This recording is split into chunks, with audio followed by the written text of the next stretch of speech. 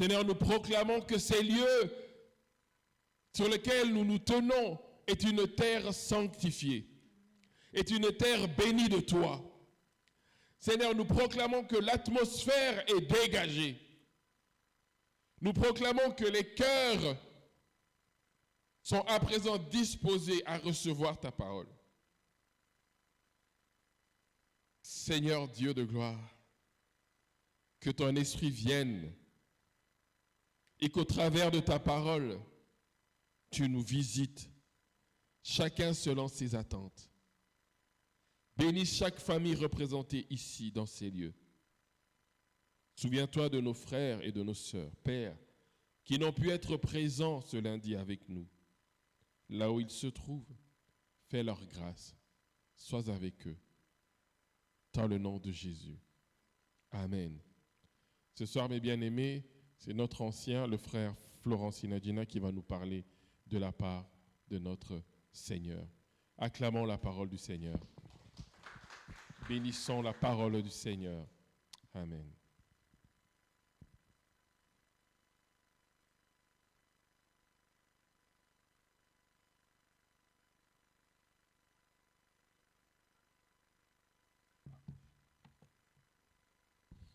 Alléluia. Amen. Seigneur, nous te bénissons, nous te rendons toute la gloire, Papa.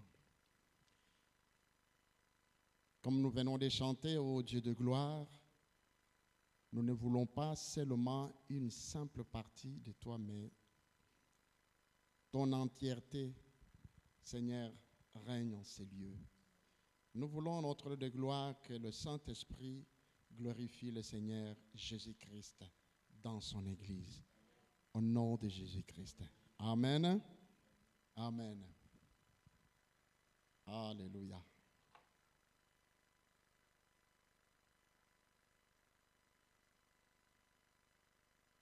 Je voudrais tout simplement partager une petite exhortation avec vous, en commençant d'abord par dire ce qui s'est passé hier pour mon épouse.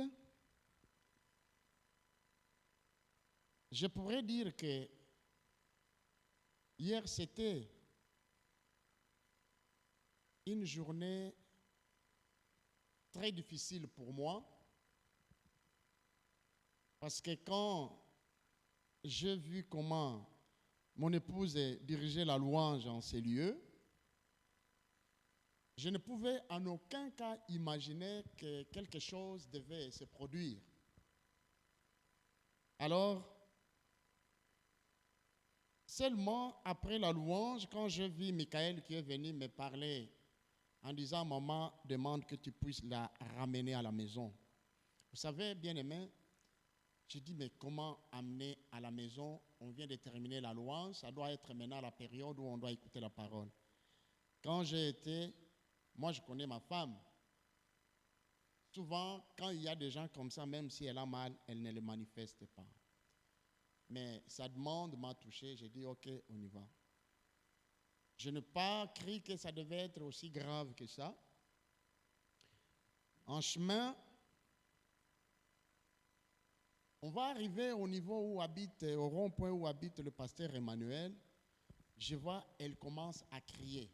Elle crie aussi fort qu'elle pouvait. Et puis d'un coup, boum, elle tombe sur moi. Et je commence à l'appeler. Anne-Lise, elle ne répond plus. Anne-Lise, elle ne répond plus. Je dis, ça c'est sérieux. Et j'ai pris l'autorité. J'ai crié, oh Seigneur, n'est-ce pas, tu l'as dit, dans des cas pareils, invoquez mon nom. Voilà, je suis en train maintenant d'invoquer ton nom. Viens au secours. Je chasse cet esprit de la mort et j'invoque l'esprit de la guérison immédiat au nom de Jésus. Je ne vois rien du tout. Seigneur, j'invoque l'esprit de guérison au nom de Jésus et je chasse l'esprit de la mort. Et puis subitement, je vois, elle commence encore à crier. Ouf, je dis Seigneur, merci. On dépasse les ronds-points, on arrive tout près des Quick, elle tombe encore dans le VAP. Et j'ai prié, j'ai pris. Elle dit, arrête-toi, arrête la voiture. J'ai dit, qu'est-ce qui se passe? Arrête la voiture. J'ai arrêté, elle a ouvert la porte, elle a vomi là. Et puis, on a continué. Ce n'était pas évident. Quand on est arrivé à la maison, la situation que j'ai vue m'a touché. Donc, ceci, c'est pour vous dire, on ne sait pas, bien-aimé, ce qui nous attend. Le Seigneur est à la porte à tout moment. Et quand on a regardé le jour, c'était plutôt hier, avant-hier, une fois on a terminé la prière, on est au lit, j'ai dit, écoute ce que ma grande sœur m'a envoyé comme message. Et le message disait que priez beaucoup, l'esprit de la mort rôde. Cet esprit ne regarde pas si vous êtes chrétien ou si vous êtes un païen, petit ou grand. Cet esprit va traîner au-dessus de tout le monde à partir d'aujourd'hui jusqu'au mois d'octobre. Si vous arrivez au mois de novembre, vous êtes vivant, glorifiez le Seigneur. J'ai dit, ouf. Et puis il va se calmer. Arrivé au mois de décembre, il va se réveiller jusqu'au mois de mars l'année prochaine. Donc il faut veiller. Il faut prier. Bien-aimé, quand Viviane est venue à la maison le lendemain, on est parti à l'hôpital. Heureusement, elle a mis son blouson médical. On est arrivé à l'hôpital et je vous dis, il s'est passé quelque chose. On a trouvé, il y avait beaucoup de monde. Mais simple uniforme médical qu'elle avait, l'infirmier est venu, a pris les documents d'Annelise et puis Annelise est passée devant tout le monde. Il y avait une femme qui s'est sectionnée 3 doigts. Il y avait du sang qui coulait. Mais elle, normalement, c'est elle qui devrait être la première pour rentrer, mais on ne l'a pas eu. On ne l'a pas acceptée. Elle était restée dehors. Mais Annelise est rentrée. Mais quand elle était dedans, à la sortie, elle nous a fait rire avec Viviane, la maman et la femme de mon pasteur, disant que non, j'étais au bon petit soin. À tout moment, l'infirmière venait me voir. Il y a eu 2 choses qui s'est passées. Première chose, parce qu'on a vu les blousons. Ils se sont dit que ce n'est de notre métier. Deuxième chose, parce que le Seigneur était au contrôle de toutes les choses. Bien-aimés, je vais vous partager quelque chose. Vous savez, les gens qui nous disent à propos de météo, ils nous préviennent de tous les dégâts, de tout ce qui va se passer. Quand il y a la pluie, ils vont nous annoncer, faites attention, il y aura de l'orage. Et des fois, nous voyons, ça s'accomplit. Mais ces gens qui, malgré leur connaissance, avec la technologie avancée, ces gens sont incapables de prédire ce qui doit arriver pour l'homme, pour lui-même. Mais c'est ce que je vous invite un peu de faire, tout simplement une petite lecture dans le livre de Matthieu, chapitre 16, au verset 1, 2 et 3. Ces gens sont venus, donc c'est-à-dire les pharisiens et les sadducéens. Ils sont venus éprouver Jésus. Ils sont venus pour tester sa connaissance. La parole déclare que les pharisiens et les sadducéens abordèrent Jésus et pour le prouver, lui demandèrent de leur faire voir un signe venant du ciel. Jésus leur répondit, le soir, vous dites il fera beau car le ciel est rouge. Et le matin, il y aura de l'orage aujourd'hui car le ciel est d'un rouge sombre.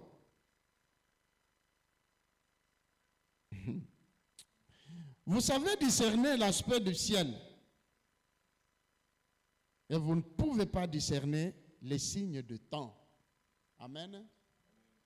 Bien-aimés, nous sommes en train de vivre le temps difficile.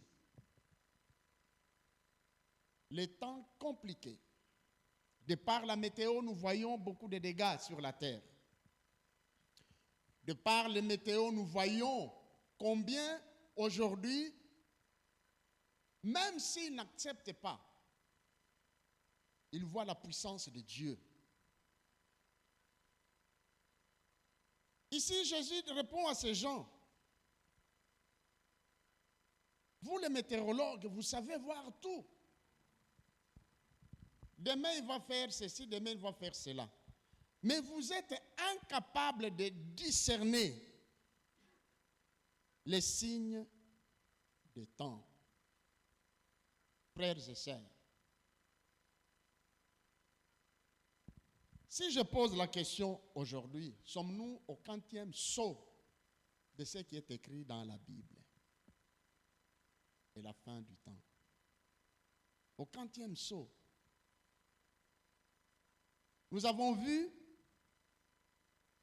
des tsunamis, des catastrophes naturelles, ici de belles voitures, des Mercedes, donc des voitures de tout genre.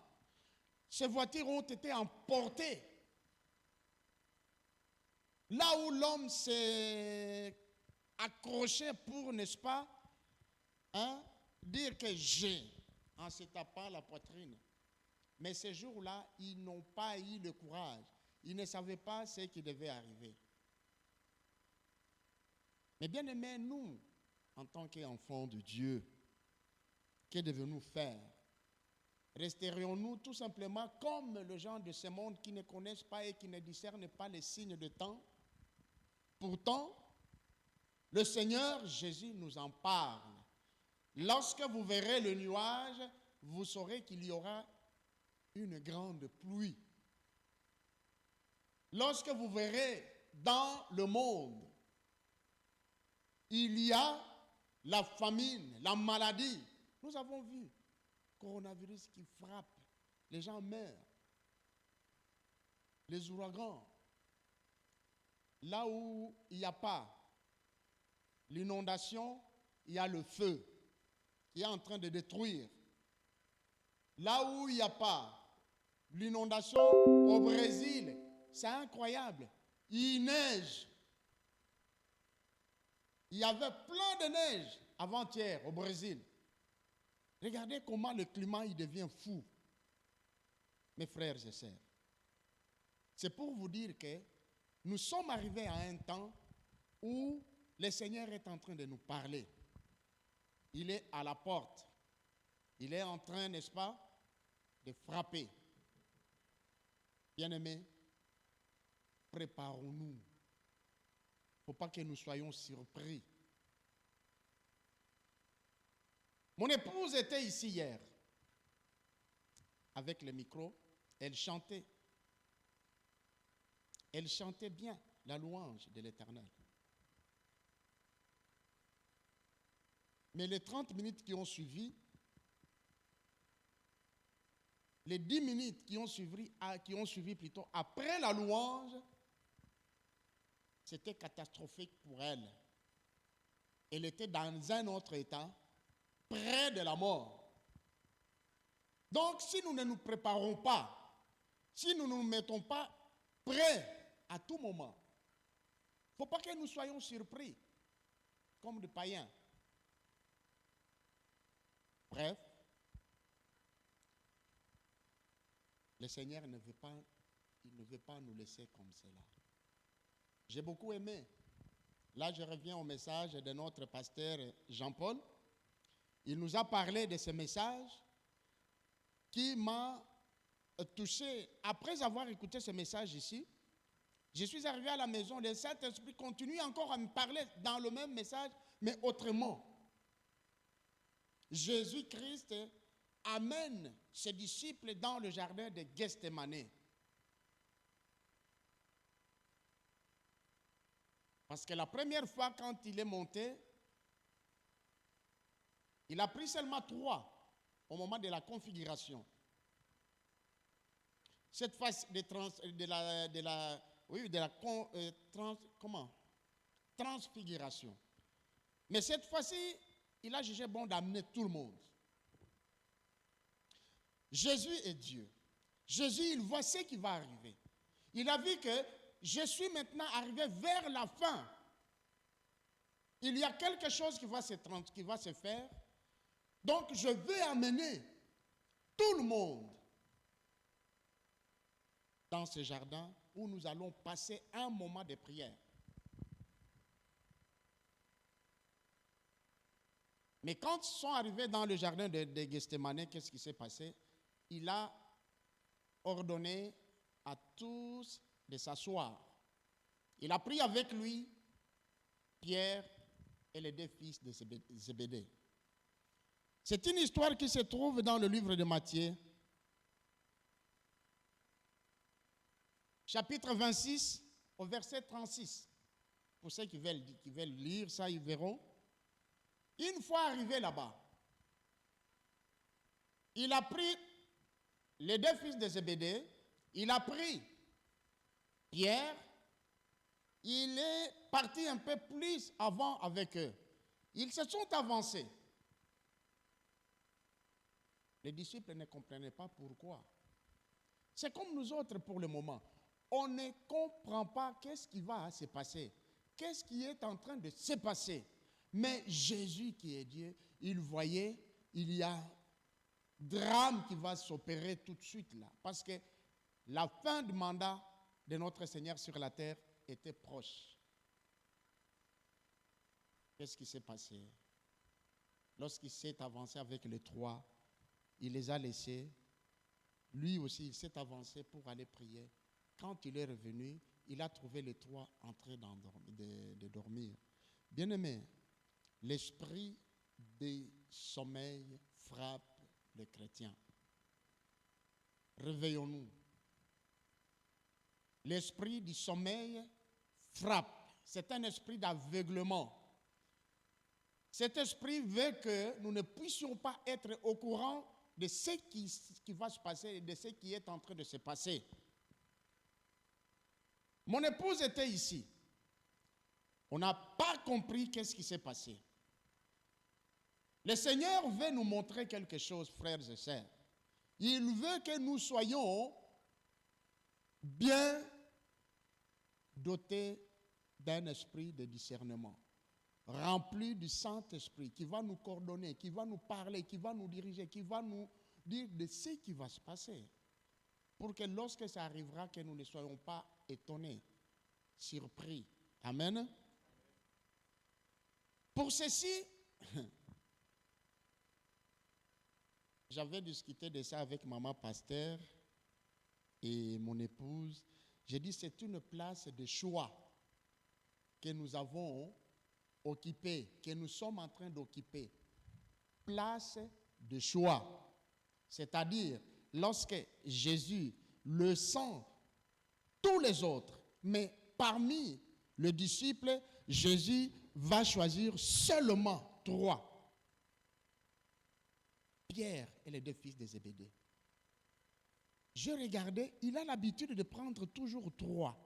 Même quand il est appelé pour prier pour la fille de Jairus, qui était morte, il en a pris 3. À la transfiguration, il en a pris 3. Donc, ici, le 3 là, que Jésus avait pris pour monter avec eux et leur dire encore, vous, asseyez-vous ici. Et quand il est revenu, il a trouvé ces 3 là aussi endormis. Bien-aimés, vous ne savez pas la place que vous occupez, que nous occupons. C'est une place de choix. Nous sommes le choix du Christ. Là où il nous met, c'est une place convoitée. Si du moins nous-mêmes, nous ne voyons pas, si du moins nous ne rendons pas compte de cet endroit, de cette place que nous nous occupons dans l'église, dans la société, dans la maison, l'ennemi est en train de convoiter cette place-là. Faut-il que nous ayons l'esprit de discernement pour comprendre, ah, c'est un bel endroit. Parce que Jésus, quand il est revenu, il a demandé à ses disciples, ne savez-vous pas, veiller et prier ne fût-ce qu'une heure. C'est très important. C'est une place qui est convoitée par l'ennemi. L'ennemi ne nous restera pas tranquille tant que nous sommes à cet endroit-là. Amen. Et maintenant, je vais vous parler encore de quelque chose. Je vais nous parler de quelque chose qui m'a frappé. C'est la prière. C'est ce que Jésus est en train de dire pour ses disciples ici. Cette prière que Jésus demande, c'est une prière qui doit être ciblée. Une prière qui doit être ciblée, c'est une prière qui fait des faits, qui produit. C'est une prière qui touche et qui a d'efficacité. Et lorsque je regarde dans la parole de Dieu, j'ai énuméré quelque chose, plusieurs, mais je n'ai pas tout terminé.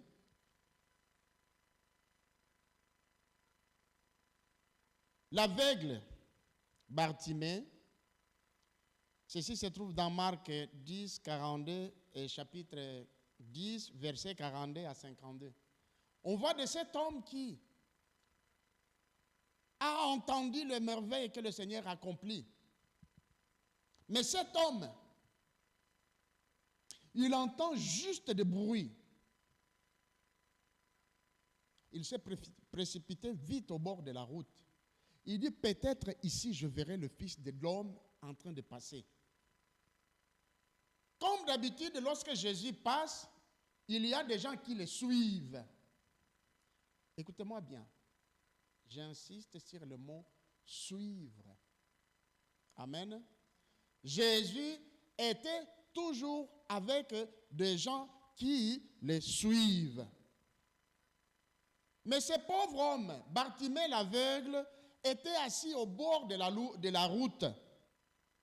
Mais quand il a entendu maintenant le bruit s'approcher, il devait visualiser, juste avec ses oreilles, il est à quel niveau? Donc il est ici maintenant. C'est là qu'il a ciblé maintenant sa prière. Cette prière a traversé le nombre de gens qui entouraient Jésus. La prière a traversé tous ces gens-là pour aller toucher l'homme de Dieu. Qu'est-ce qui s'est passé?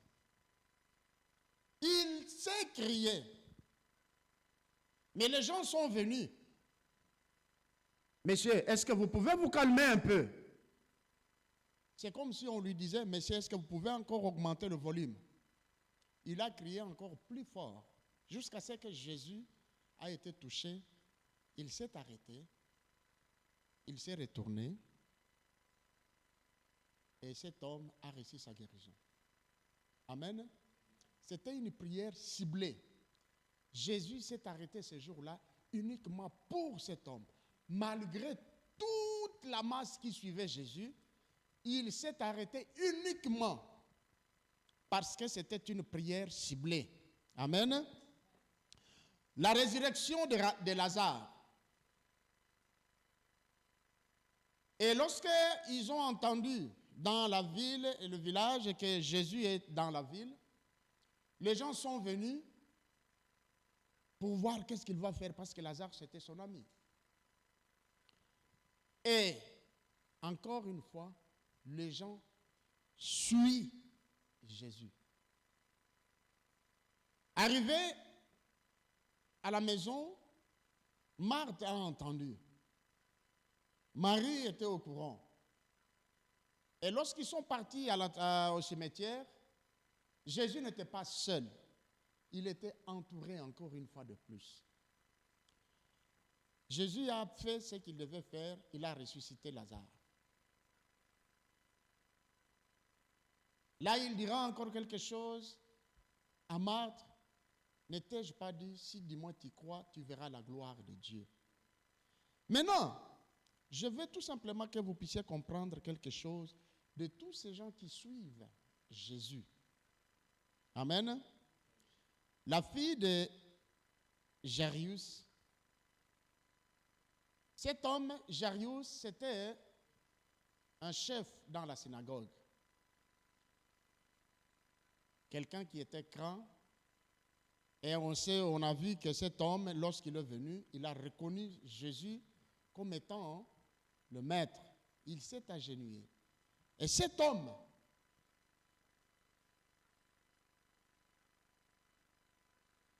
ceci c'est dans Luc 8, versets 40 à 55, pour ceux qui écrivent. Il a demandé à Jésus que, est-ce que tu peux venir chez moi? Ma fille est morte. Jésus a dit, ok, on y va. Il partait maintenant vers cet homme pour aller guérir la fille de Jairus qui était morte. On a vu que lorsqu'il est arrivé là-bas, il a trouvé beaucoup de gens. Et beaucoup de gens suivaient Jésus-Christ. Frères et sœurs, les accompagnateurs ne manquent pas. Et même quand Jésus a demandé à tous ces gens-là, pourquoi est-ce que vous pleurez? Votre fille n'est pas morte, elle est seulement endormie. Ils se sont moqués de lui. Même les disciples qui suivaient Jésus-Christ ne comprenaient pas.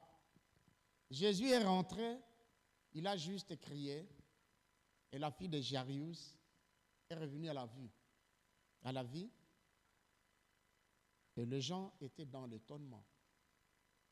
Bien-aimés, je suis en train de vous donner tout simplement des récits pour que nous puissions comprendre plus tard qui était cet homme. En chemin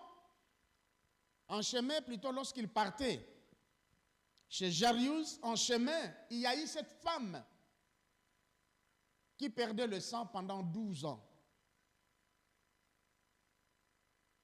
C'est dans Marc chapitre 5, versets 25 à 34. Il y a eu quelque chose qui s'est passé. Une prière ciblée.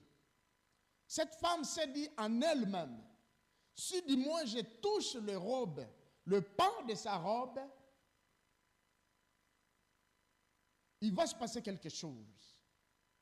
Malgré les gens qui suivaient Jésus-Christ. Mais la femme voyait que la robe de Jésus pouvait faire quelque chose dans sa vie. C'est ce qu'elle a fait. Lorsqu'elle est rentrée dans la foule, elle s'est mise derrière. Et lorsqu'elle s'est inclinée, elle a touché la robe de Jésus, et quelque chose s'est passé. Il y a eu la guérison. Et Jésus a senti une puissance qui le quittait, et il a demandé qui m'a touché. La femme s'est jetée par terre. Seigneur, c'est moi. Le Seigneur lui dira tout simplement, ma fille, lève-toi car ta foi t'a sauvée. C'était aussi une prière bien ciblée. Il y a eu pas mal de choses. Les disciples maintenant, eux, qui étaient avec Jésus, ils se disent, mais ce n'est pas possible. Après tout, ils ont pris la barque, ils voulaient traverser. C'est dans Luc chapitre 8, verset 22 jusqu'à 25. Où Jésus s'est endormi dans la barque. Qu'est-ce qui s'est passé? Le vent s'est levé. Les disciples ont commencé à avoir peur. Là aussi, quelqu'un s'est approché de Jésus. Il a invoqué le Seigneur. Il a dit, Seigneur, tu dors, nous allons mourir, lève-toi. Et le Seigneur s'est réveillé. Il a menacé directement le vent et la tempête s'est calmée. Vient maintenant la question. Amen. Les disciples qui était dans la barque se pose. Qui donc est cet homme? Même le vent l'obéit. Qui était-il? Même le vent. On en a vu des choses. Mais pas le vent, parce que le vent, il peut parler au vent. Un, vous ne le voyez pas. Deux, vous sentez seulement le mouvement. Mais lui, il ordonne et tout s'arrête directement. Mais ceci commence un peu à se demander, mais qui est cet homme?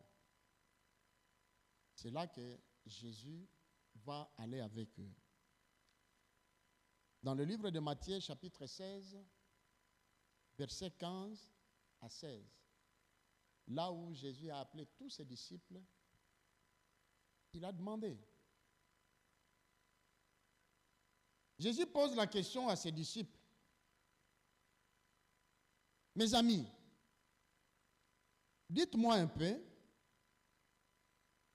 ici, lorsque je passe sur le chemin, les gens me regardent et vous, vous êtes avec moi. Pourriez-vous me dire,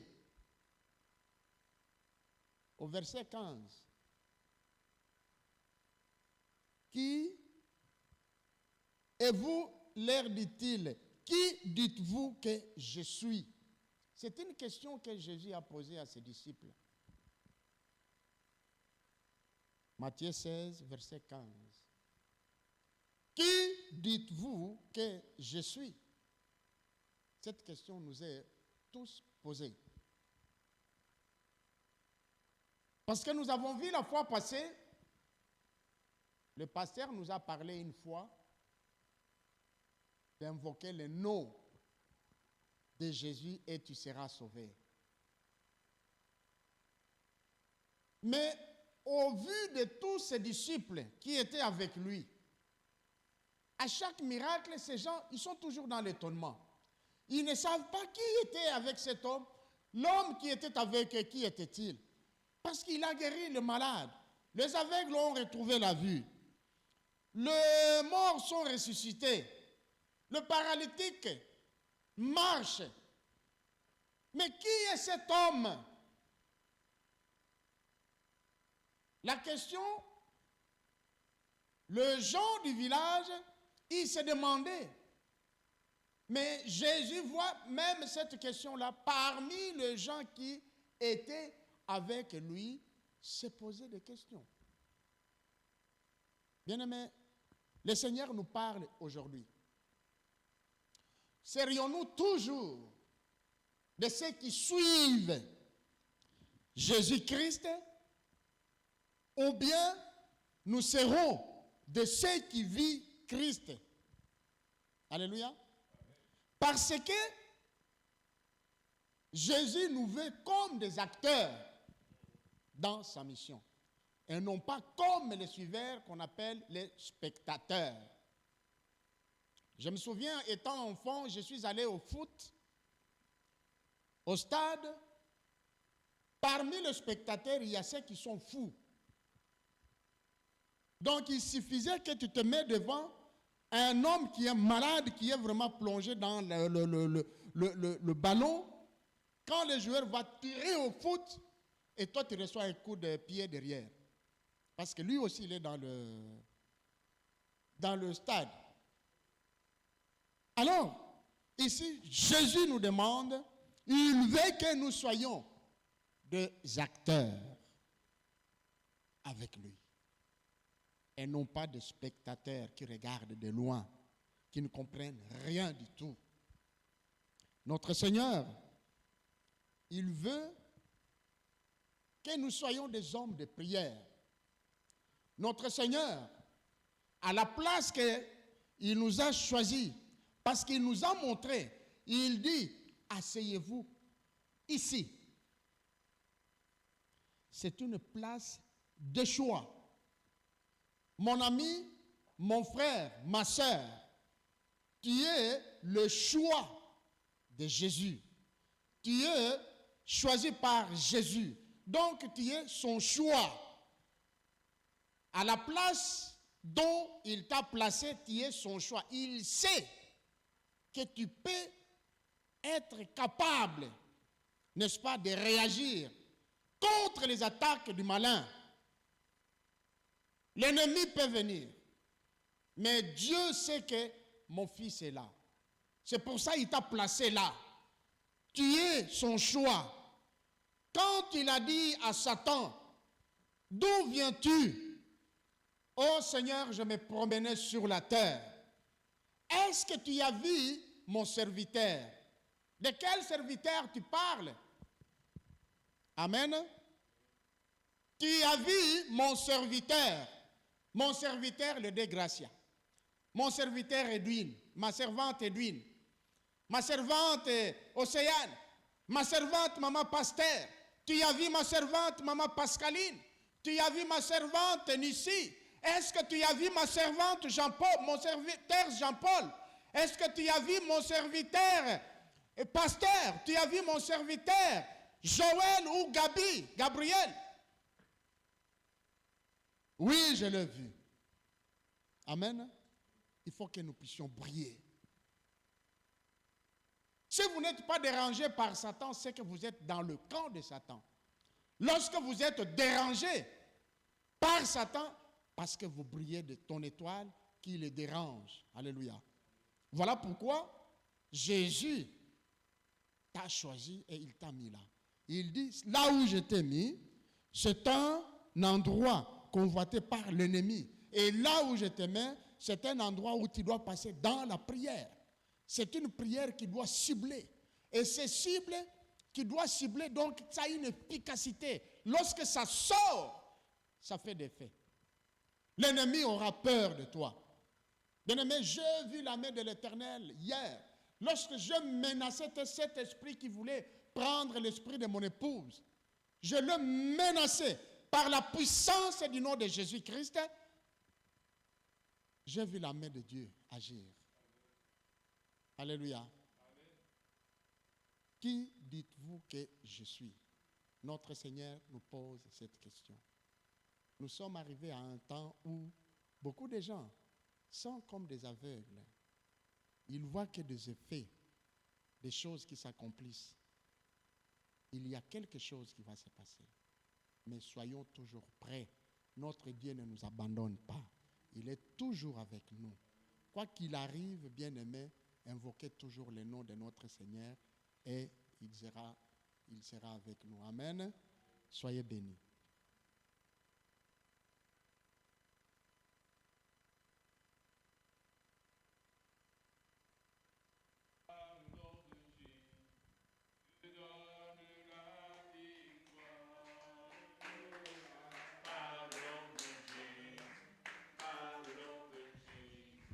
Dieu donne la...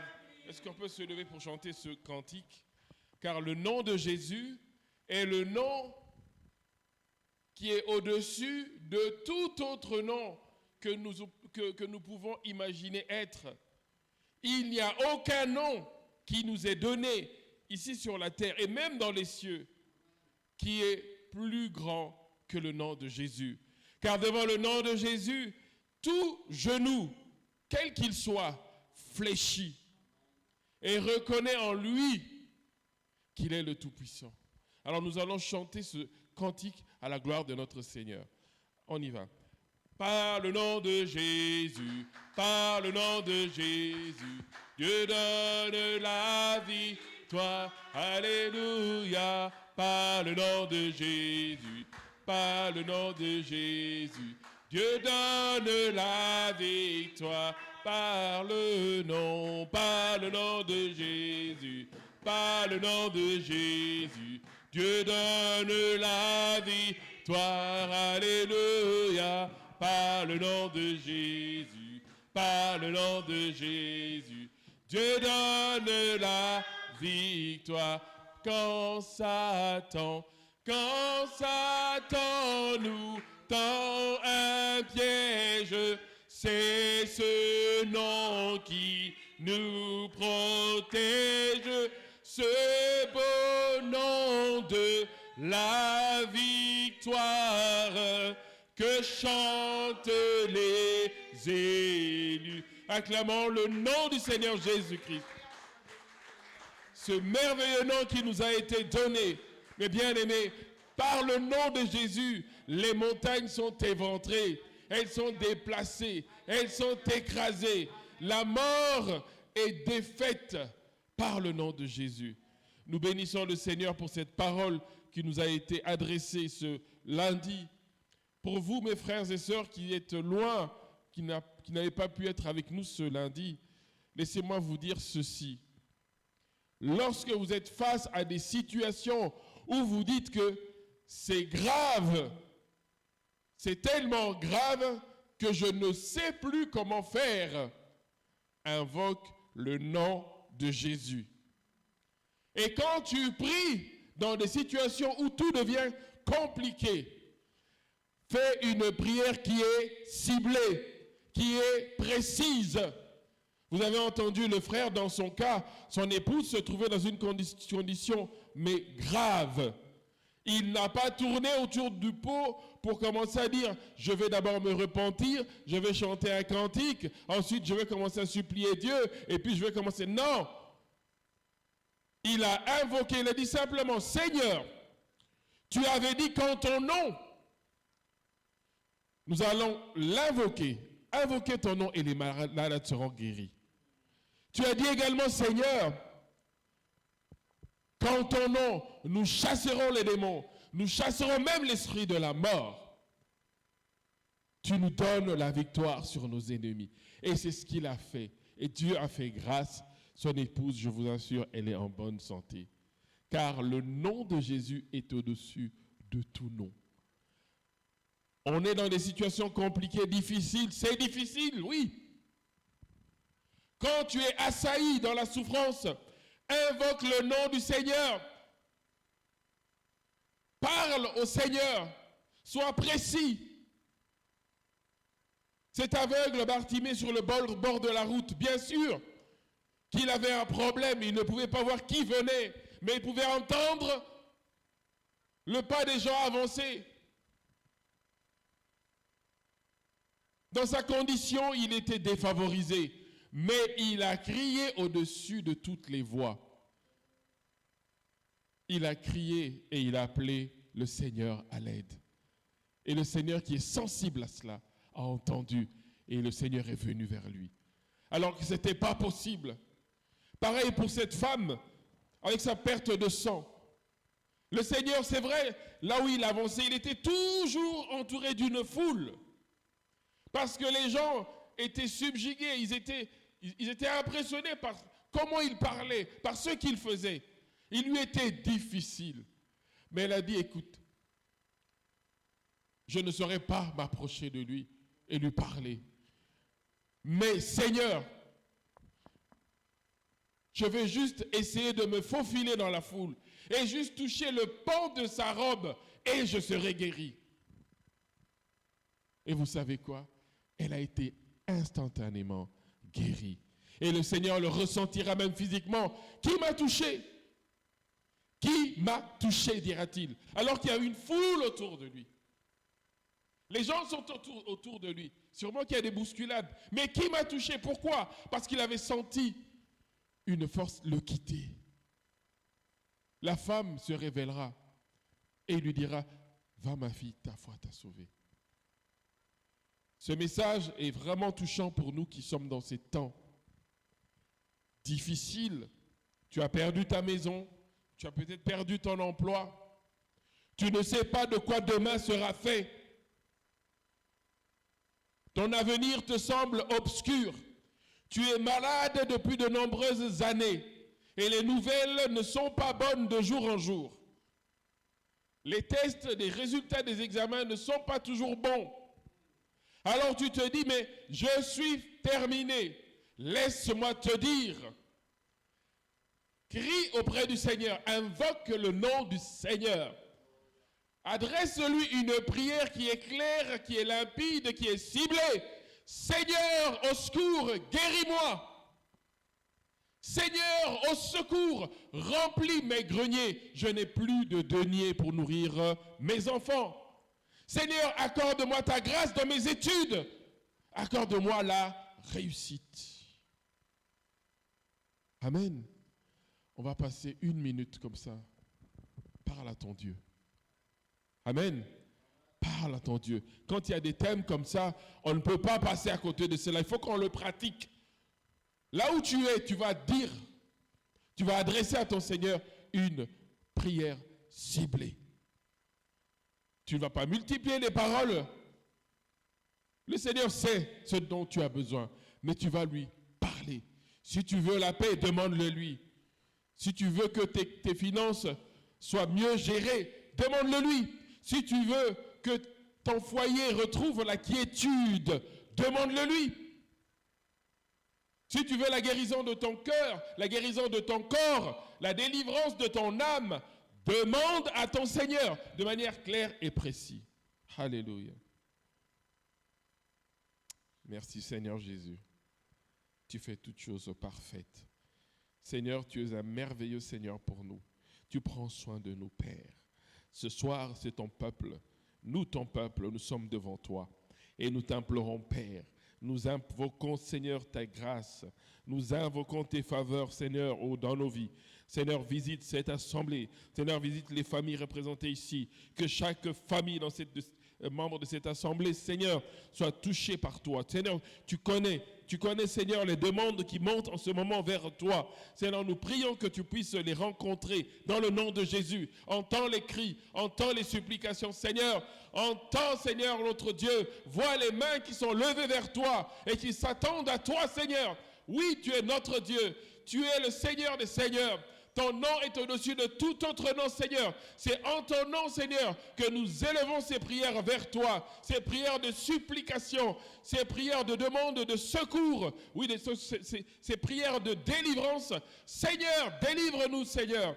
Délivre-nous, Seigneur. Fais du bien à ton peuple, ô Dieu de gloire. Nous avons besoin ce soir d'un toucher particulier de ta part. Père de gloire, voici comment et combien ceux qui n'ont pas cru en toi, Seigneur, se moquent de nous. Ils s'imaginent, voilà, ils vont encore crier vers leur Dieu. On va voir ce que leur Dieu va faire. Père de gloire, pardonne-nous, car la plupart du temps, nous sommes incrédules. Mais ce soir, nous venons à toi. Que les montagnes sautent de notre chemin. Que les montagnes quittent sur notre chemin. Dans le nom de Jésus. Que le malade soit guéri. Dans le nom de Jésus. Que l'aveugle voie. Dans le nom de Jésus. Que le paralytique se lève et marche dans le nom de Jésus-Christ. Que celui qui n'avait plus de moyens pour payer ses créanciers recouvre les moyens financiers et paye toutes ses dettes dans le nom de Jésus-Christ. Que la veuve qui désespère sur ses lendemains trouve faveur auprès de toi. Que ses greniers soient remplis. Que son compte en banque soit rempli dans le nom de Jésus-Christ. Seigneur, nous nous adressons cette prière, nous t'adressons cette prière pour les orphelins au milieu de nous. Père, souviens-toi d'eux, souviens-toi de leurs besoins, Père de gloire. Accorde-leur, Seigneur, notre Père, la paix, ta paix, Seigneur, qui dépasse celle des hommes. Pendant peut-être ce temps de deuil dans lequel ils sont plongés, restaure leur cœur, Seigneur. Fais-leur du bien, ô Dieu de gloire. Sois celui qui pourvoit à tous leurs besoins selon tes promesses. Merci Seigneur pour la vie dans l'église. Merci Seigneur pour la vie de prière, Seigneur notre Dieu. Oui, Père de gloire, tu nous incites, tu nous demandes, Seigneur, à grandir dans la prière. Que la vie de prière de chacun d'entre nous soit fournie dans le nom de Jésus-Christ. Saint-Esprit de Dieu, nous t'invitons à ce sujet. Viens à notre secours. Que la lourdeur dans la prière, dans la vie des chrétiens, qu'elle s'en aille maintenant dans le nom de Jésus-Christ. Que le sommeil spirituel qui frappe mon frère, ma soeur, qu'il soit chassé maintenant dans le nom de Jésus. Alléluia. Oui, Seigneur, nous avons foi que nos prières ont été entendues. Car dans le nom de Jésus-Christ, Dieu nous donne la victoire. Quand Satan nous tend des pièges, quand Satan récidive dans ses attaques, c'est le nom de Jésus-Christ qui nous protège. C'est le merveilleux nom de Jésus-Christ qui nous préserve. Le nom de Jésus, le nom de Jésus, le nom de Jésus-Christ, quel nom glorieux. Dans ce nom, il y a la puissance de la divinité. Alors lorsque nous l'invoquons, les ténèbres s'enfuient et surgit la lumière de notre Dieu. Alléluia. Alors, bien-aimé, ne sois pas inquiet. Ton Dieu est puissant. Ton Dieu est glorieux. Et ton Dieu t'aime par-dessus tout. Invoque-le au temps de la détresse. Et il se révélera à toi comme le Dieu qui bénit, comme le Dieu qui délivre, comme le Dieu qui protège, comme le Dieu qui pourvoit. Voici notre Dieu, il marche devant de nous. Son amour est incommensurable. Son amour, qui a pu sonder sa profondeur? Sinon personne. Nous avons de la valeur auprès de lui et il nous aime. Son désir ce soir, c'est de nous faire du bien. Alors toi qui pleures, sèche tes larmes. Toi qui promènes des regards inquiets, sois en paix, car ton Dieu est au contrôle de toutes choses. Les projets qu'il a formés pour toi, ce sont des projets de paix et non de malheur. Sache ceci, quand ton Dieu te bénit, cela n'est suivi d'aucun remords. Car lorsque Dieu te bénit, c'est pour que ta joie soit parfaite. Et Dieu le fait pour la seule gloire de son nom. Amen. Seigneur notre Père, merci de nous avoir bénis par ta parole. Merci de nous avoir fortifiés. Ceux d'entre nous qui étaient entrés peut-être avec un cœur lourd, ressortent à présent avec un cœur léger, rempli de joie et de bonheur. Tu es notre Père. Et ta joie remplit nos cœurs à présent. Père, accompagne-nous pendant cette semaine. Accompagne-nous, Seigneur, à chacun de nos pas. Épargne-nous, Seigneur, de tomber dans la tentation. Épargne-nous, Seigneur, de tomber dans les pièges de l'ennemi. Seigneur, que ta protection divine repose sur chacun d'entre nous.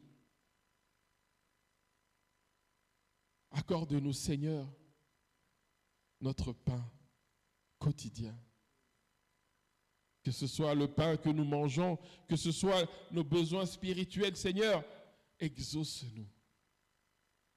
Merci pour le sang de l'agneau de Dieu qui couvre nos corps, notre âme, notre esprit, Seigneur. Merci de nous, alléluia, merci de nous permettre de nous mettre à l'abri du Très-Haut que tu es.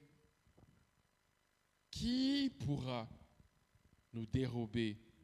Qui pourra nous retirer de là où nous nous trouvons, c'est-à-dire à l'abri du Tout-Puissant? Sinon personne. Accompagne ton peuple, Seigneur, que nous sommes, dans la joie, dans la paix et dans l'amour. Que ta protection repose sur cette assemblée. Que tout esprit de distraction,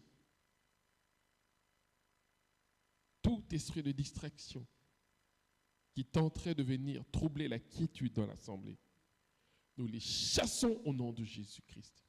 Nous les chassons au nom de Jésus-Christ. Dans le nom de Jésus, tout esprit perturbateur, nous les chassons de ces lieux par le nom de Jésus. Et nous semons et nous invoquons la paix de Christ ici, dans ces lieux et dans nos cœurs. Au nom de Jésus. Amen. Nous allons dans la paix de Jésus, crie notre Seigneur.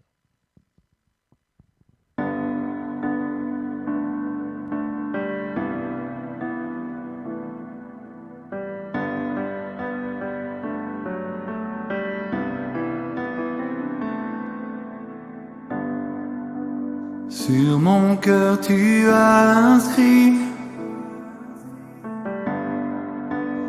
Qui tu es, pour qui je suis. Dès le début, tu m'as créé.